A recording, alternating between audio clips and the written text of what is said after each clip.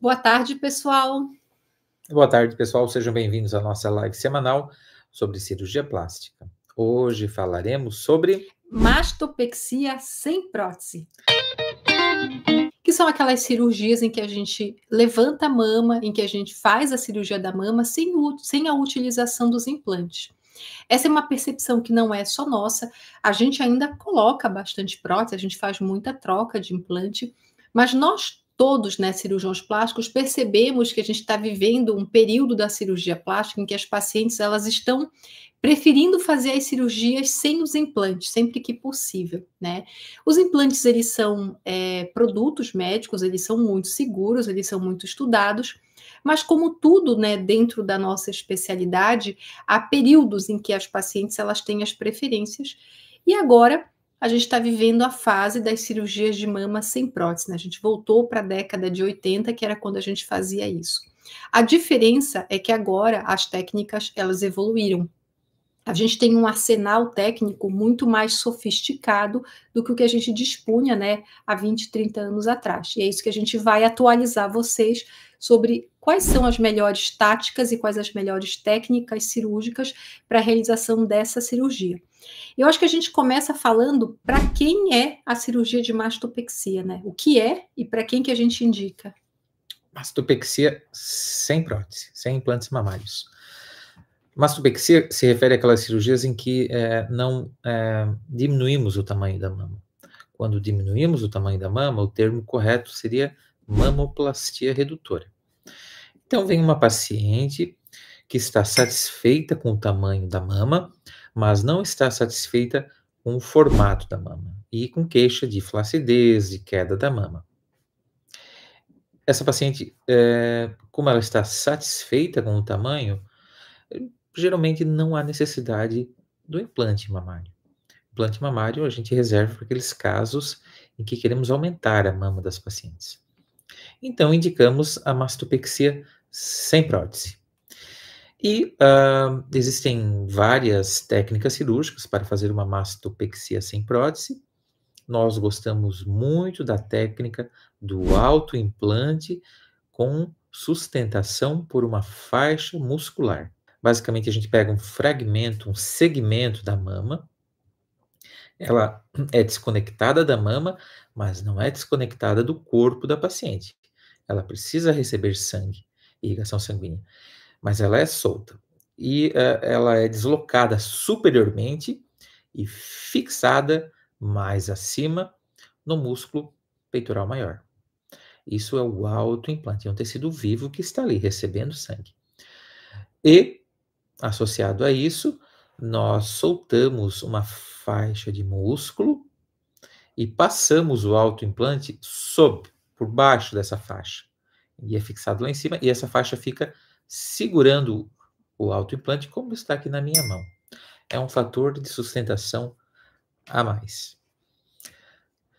É uma cirurgia muito interessante e com resultados duradouros. Existem trabalhos científicos, existe pelo menos um trabalho científico que mostra que quando usamos a faixa muscular, a projeção do colo se mantém por mais tempo.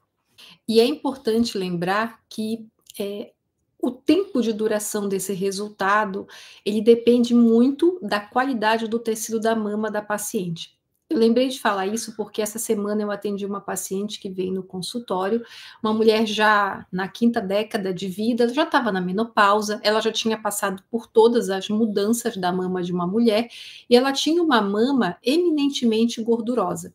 E essa foi uma pergunta que ela me fez. Doutora, e como é que vai ficar o meu resultado? Normalmente, quando a gente faz a consulta, um dos nossos objetivos é tentar entender qual é a expectativa da paciente. E o que a gente explica geralmente para as pacientes? Que quando a gente utiliza o próprio tecido da mama, um dos segredos é deixar a mama leve. A mama ela não pode ficar pesada, senão ela não consegue sustentar o próprio formato que a gente cria. E aquele formato cirúrgico, né, que fica muito parecido com uma prótese, ele vai ter um tempo de vida útil, ele vai durar ali os seus 6 meses, às vezes um pouco mais, nas pacientes que têm mama mais firme, mas depois de um tempo, ele vai fazer o que a gente chama de báscula. A báscula é aquela acomodação dos tecidos que acontece durante o primeiro ano da cirurgia e que vai dar o resultado final. Então, é normal que o colo fique um pouco retificado e que a mama faça aquela curvinha embaixo e as areolas rodem para frente, né?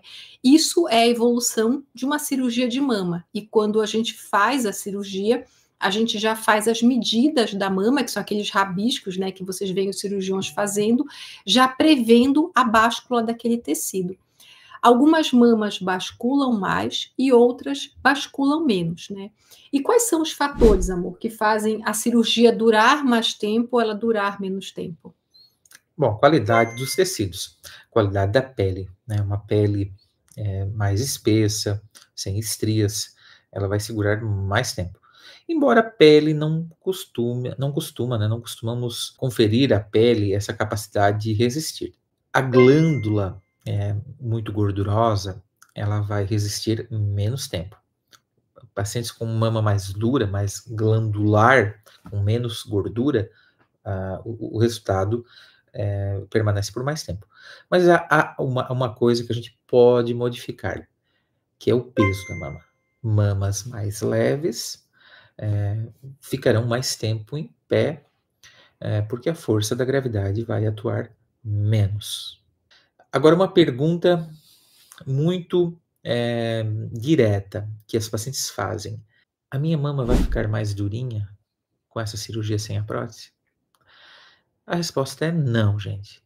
A mama vai ficar mais leve, vai ficar com uma nova forma, a ponto de poder usar uma blusa sem sutiã, a mama vai ficar arrumadinha, mas a consistência continua sendo da glândula mamária.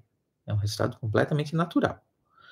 Se você quer uma mama mais dura, aí sim tem que recorrer ao implante mamário. Mas isso se você tiver boa indicação. Né? Se você tem uma mama grande, pesada, volumosa, não é uma boa indicação para prótese, não tem jeito. Uhum. E eu diria até mais, né? Nenhuma cirurgia, nada do que nós fazemos vai mudar a consistência do tecido da mama. A mama vai continuar sendo a mesma. E é desejável que continue, porque é uma mama. Uhum. E o que nós fazemos quando a gente utiliza a prótese é que basicamente a gente vai substituir o que a paciente tem de mama por um implante. Por isso que ela acaba adquirindo o formato da prótese, por isso que ela acaba mantendo o colo, por isso que ela acaba ficando mais firme. Na verdade, a gente retira 60%, 70% do que a paciente tem de mama e aquilo ali se torna o silicone. Então, tem coisas que a paciente ela tem que saber antes de tomar essa decisão. A gente faz bastante, a gente gosta do resultado, mas a paciente tem que saber como isso vai impactar na vida dela daqui 10 anos, por exemplo. E com relação ao tempo de duração, né, dos resultados, existem algumas coisas que realmente dependem da paciente. E a principal delas é a manutenção do peso, né? A mama, ela é um órgão extremamente sensível às variações do peso. Se a paciente engorda, ela aumenta, se a paciente emagrece, ela diminui de volume. E aí o que acontece é a flacidez residual. Por isso que a gravidez impacta tanto. Né? Então, mamas glandulares são aquelas mamas que a gente tem quando tem 18, 20 anos. A gente não teve filho, a gente não variou muito de peso. E aí a mama ela tá com a consistência de uma mama jovem. Depois da gravidez, ela começa a envelhecer, né? Ela começa a ficar um pouco mais glandular, ela geralmente cede um pouco.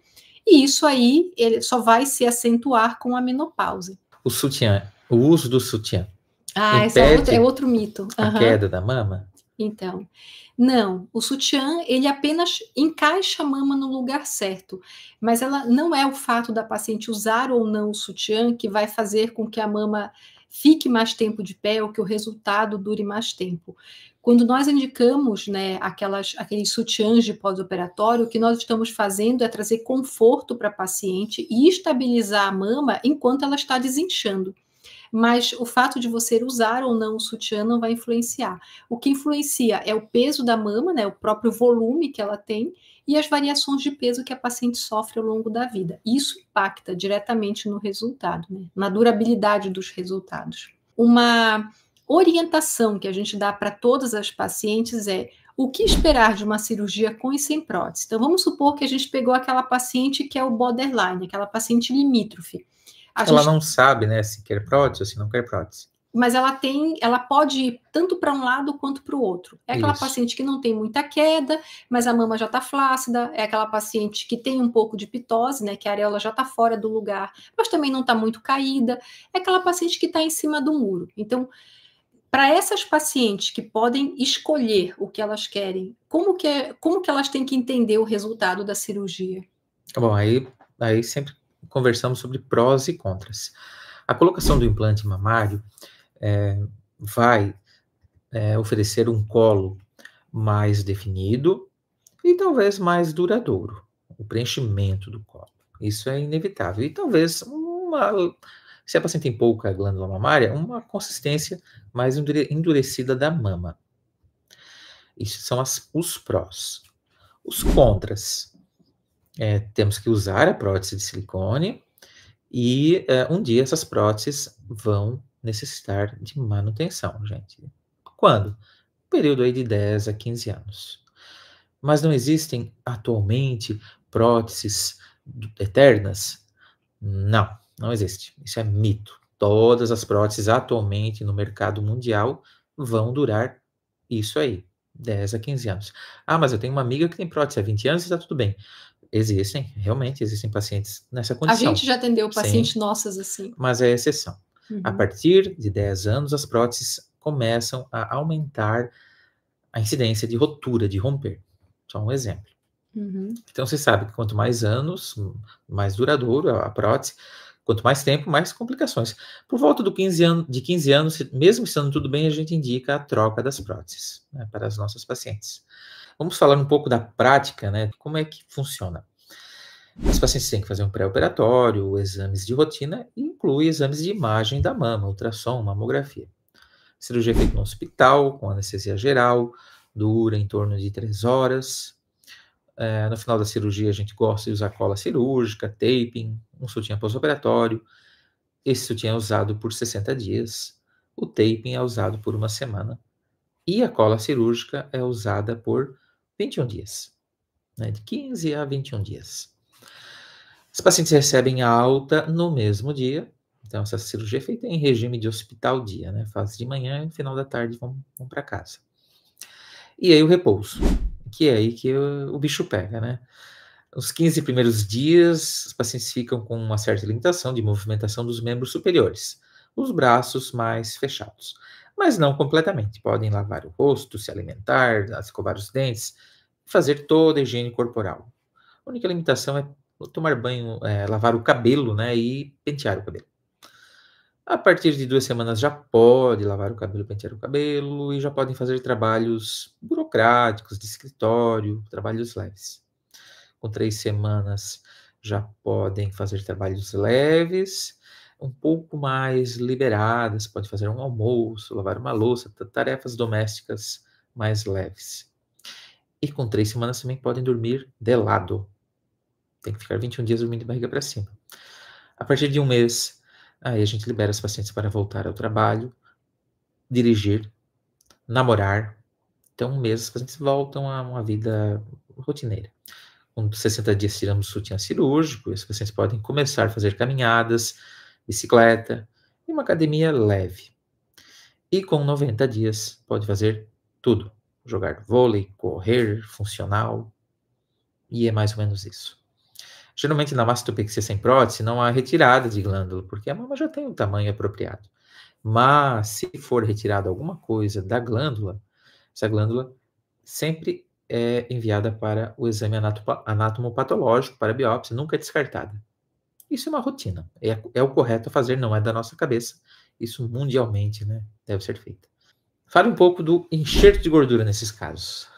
Então, nessa situação das pacientes de mastopexia especificamente, o que a gente usa é a gordura para melhorar o formato, para modelar a mama, e aí ele pode ser usado de várias formas. Ele é como se fosse o acabamento. Eu costumo dizer que é como se fosse a cerejinha do bolo. Então, depois que a gente já terminou a cirurgia, a gente senta a paciente, avalia a simetria, e aí pequenos acabamentos, pequenas assimetrias, elas podem ser melhoradas com o uso da gordura.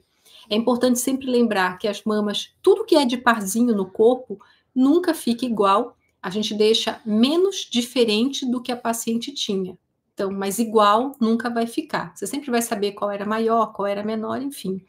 Mas esses pequenos acabamentos, esses pequenos cuidados, eles conseguem minimizar essas diferenças, tá?